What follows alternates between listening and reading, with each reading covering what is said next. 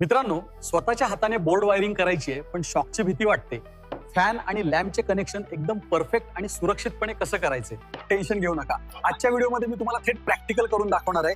कोणती वायर कुठे जोडायची हे आपण अगदी बेसिक पासून शिकूया.